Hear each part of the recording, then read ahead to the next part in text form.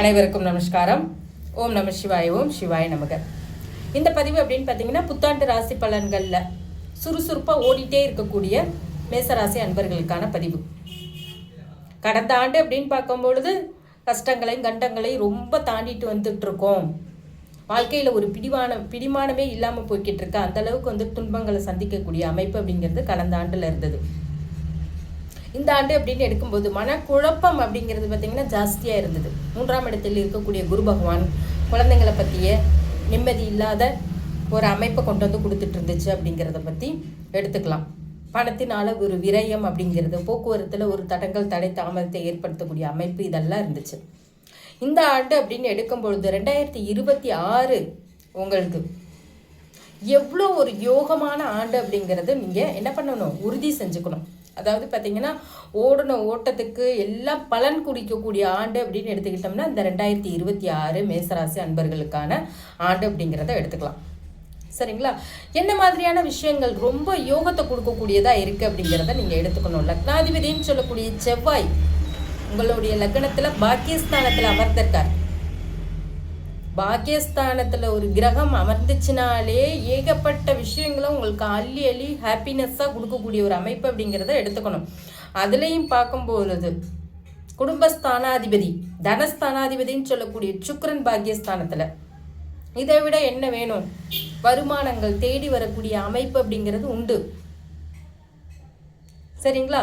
அடுத்தது பார்க்கும்பொழுது முயற்சி ஸ்தானாதிபதி ருணரோக சத்ருஸ்தானாதிபதினு சொல்லக்கூடிய வேலைக்குரிய கிரகம் பாக்கியஸ்தானத்தில், வேலை இதுவரையிலும் கிடைக்கலங்க, எங்களுக்கு நிலையான தொழில் அமையல, நிலையான வேலை இல்லை அப்படிங்கிறவங்களுக்கு இந்த ஆண்டு சிறப்பான ஒரு ஆண்டு அப்படின்னு எடுத்துக்கலாம். படித்த படிப்பிற்கான வேலை கிடைக்கிறதுக்கு சிறப்பான ஒரு அம்சமான ஆண்டு அப்படிங்கிறத நீங்கள் என்ன பண்ணலாம், எடுத்துக்கலாம். உறுதித்தன்மையாக எடுத்துக்கலாம்.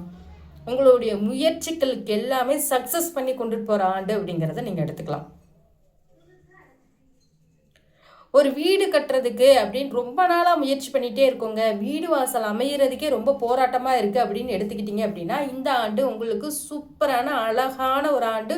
ஒரு சொத்து அசையும் அசையா சொத்து வாங்கிறதுக்கு அழகான ஒரு அமைப்பான ஒரு விஷயம் என்ன அப்படின்னு கேட்டிங்கன்னா குரு பகவான் உச்சத்தில் இருக்கக்கூடிய ஒரு அமைப்பு. அப்போது நிலையான அசையும் அசையா சொத்து வாங்கிறதுக்கான ஆண்டு அப்படிங்கிறது உங்களுக்கு உண்டு. நிலச்சிருக்கக்கூடிய சொத்து வாங்கிறதுக்கான அமைப்பு அப்படிங்கிறது உண்டு. வீடு அப்படிங்கிறது பார்த்தீங்க அப்படின்னா உங்களுக்கு கட்டும்போது நிறைய மர ஜாமான்கள் வச்சு கட்டக்கூடிய ஒரு அமைப்பு, தேக்கு மரத்தில் கட்டக்கூடிய ஒரு அமைப்பு, இது எல்லாமே தேடி வரும். எங்களுக்கு அந்தளவுக்கு வசதியே இல்லையே, நீங்கள் சொல்கிறத பார்த்தா எப்படி நாங்கள் அந்தளவுக்கு கட்ட முடியும் அப்படின்லாம் கிரகங்கள் அவங்களுடைய வேலைகளை செய்வாங்க. அழகாக பார்த்தீங்கன்னா நிலவு வச்சு, அழகாக பார்த்தீங்கன்னா தேக்கு மரத்தில் ஜன்னல் வச்சு பழைய காலத்து வீடு மாதிரி கட்டுறதுக்கான ஒரு விஷயம் உங்களை தேடி வரும். பழமை வாய்ந்த விஷயத்தில் அதிகமான ஈடுபாடுகள் இருக்கும். ஒரு சொத்து நிரந்தரமாக வராமல் இருந்துகிட்டே இருக்கு, பூர்வீக சொத்தில் தடை இருந்துச்சு அப்படின்னு நினைக்கிறவங்களுக்கு இந்த ஆண்டு சிறப்பான ஒரு விஷயம்.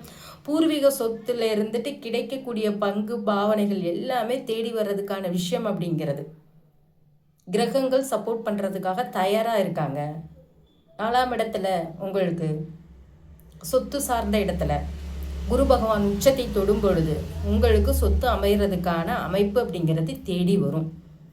குழந்தைகளுக்காக ஒரு நகை வாங்கிறது, சேவிங்ஸ் வைக்கிறது, கோல்டு காயின் வாங்கி சேவிங்ஸ் வைக்கிறது, இதெல்லாம் இந்த ஆண்டு உங்களுக்கு அமோகமாக இருக்கக்கூடிய அமைப்பு அப்படிங்கிறது உண்டு. விவசாயத்தின் மூலம் லாபம் சூப்பராக இருக்குங்க. எந்த தொட்டது துளங்கக்கூடிய அமைப்பு அப்படிங்கிறது இந்த மேசராசி அன்பர்களுக்கு இந்த வருடம் எடுத்துக்கலாம் தாராளமாக. தொழில் சம்பந்தப்பட்ட அமைப்பு அப்படின்னு பார்க்கும்போது சுய தொழில் செய்யக்கூடியவங்க 10ஆம் இடத்து அதிபதினு சொல்லக்கூடிய சனி பகவான் 10-11 கூடியவன், லாபஸ்தானாதிபதியும் அவரே.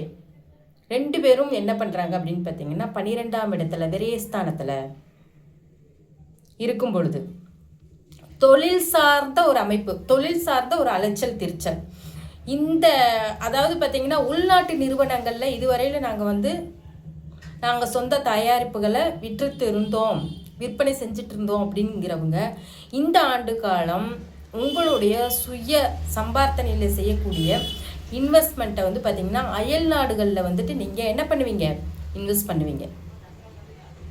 புதிய முயற்சி தொழில் எடுக்கிறதுக்கு இது ஒரு சிறப்பான அமைப்பு அப்படிங்கிறத எடுத்துக்கணும். அடுத்த ஸ்டெப்பு போகிறதுக்கான அமைப்பு அப்படிங்கிறது உண்டு. 10ல் இருக்கக்கூடிய சனி பகவான், 12ல் இருக்கக்கூடிய சனி பகவான் உங்களுக்கு வேலை ரீதியாக, தொழில் ரீதியாக நல்ல அனுபவங்களை கொண்டு வந்து கொடுத்ததாக இருக்கும். 12ஆம் இடம் அப்படிங்கிறது தொழிலில் அடுத்த லெவல், 10க்கு 3ஆம் இடம் சொல்லக்கூடிய அமைப்பு. தொழிலில் அடுத்த முயற்சி எடுக்கக்கூடிய ஒரு விஷயம். இதை நீங்கள் தாராளமாக செய்யலாம். அதற்கான பணம், அதற்கான நிதி, இது எல்லாமே ஒரு பேங்க்ல லோன் போட்டால் கூட இந்த காலகட்டங்கள் உங்களுக்கு தேடி வரும். சரிங்களா? ஏன்னா பாக்கியஸ்தானம் ரொம்ப பலமாக இருக்குது. 5ஆம் அதிபதியும் 9ஆம் அதிபதியும் கூட்டு கிரக சேர்க்கை. இதை விட என்ன வேணும் மேசராசிக்காரவங்களுக்கு? பெண்களுக்கு ரொம்ப சூப்பரான அமைப்பு. நினைத்த கணவர் அமைஞ்சுக்கிறதுக்கு, நினைத்த காரியங்களை நிறைவேற்றிக்கிறதுக்கு, தகப்பன் வீட்டிலேருந்து கிடைக்கக்கூடிய சொத்து சொகங்களை அனுபவிக்கிறதுக்கு, இதெல்லாம் வந்துட்டு பார்த்திங்கன்னா பெண்கள் ஜாதகத்திலையும் சிறப்பான ஒரு அமைப்பு அப்படிங்கிறத எடுத்துக்கணும். 5ல் இருக்கக்கூடிய கேது பகவான் உங்களுக்கு பூர்வீகம் சார்ந்து தடைகளை கொடுக்கக்கூடியதாக இருக்கும். குல தெய்வ வழிபாடு உங்களுக்கு நிரந்தரமாக எடுக்கக்கூடிய அமைப்பு யார் அப்படின்னு கேட்டிங்கன்னா கேது. ஒரு பிரேக்கப்பை கொடுத்து ஒரு தேடி போய் நீங்கள் என்ன பண்ணுவீங்க, வழிபாடு எடுப்பீங்க. அந்த மாதிரி பார்த்தீங்கன்னா குல தெய்வ வழிபாடு எடுங்க. மேன்மேலும் பார்த்தீங்கன்னா இங்கே உங்களுடைய ராசியாதிபதியும் சொல்லக்கூடிய அமைப்பு, பஞ்சமஸ்தானாதிபதியும் சொல்லக்கூடிய அமைப்பு, எல்லாருமே பாகிஸ்தானத்தில் ரொம்ப ரொம்ப சிறப்பான அமைப்பில் இருக்காங்க. 2026 உங்களுக்கு தான் ஜாக்பேட். நீங்கள் நினச்சது பூராமே நடக்கக்கூடிய அமைப்பு. சரிங்களா? இதற்கு ஒரே ஒரு வழிபாடு மட்டும் எடுத்துக்கோங்க. எந்த கோயிலுக்கு நீங்கள் போனீங்களாலும் சரி, குலதெய்வ கோயிலுக்கு போயிட்டு அணையா விளக்கு வாங்கி வச்சு வழிபாடு எடுத்துக்கோங்க. ரொம்ப ரொம்ப சிறப்பான ஒரு அமைப்பு. உங்களுடைய வாழ்க்கையில் மேல் மேலும் பல அதிர்ஷ்டங்கள் தேடி வர்றதுக்கான வாய்ப்பு அப்படிங்கிறது உண்டு. நிரந்தரமான வாழ்க்கைக்கு ஒரு வழியை கொடுக்கக்கூடிய அமைப்பு அப்படிங்கிறது உண்டு. சரிங்களா? மேன்மேலும் வாழ்வோம் வளர்வோம் என்று சொல்லி இந்த பதிவு உங்களுக்கு பிடிச்சிருந்துச்சு அப்படின்னா ஐஸ்வர்யம் அஸ்ட்ரோ டிவி சேனலில் லைக் பண்ணுங்கள், ஷேர் பண்ணுங்கள், கமெண்ட் பண்ணுங்கள். நன்றிங்க.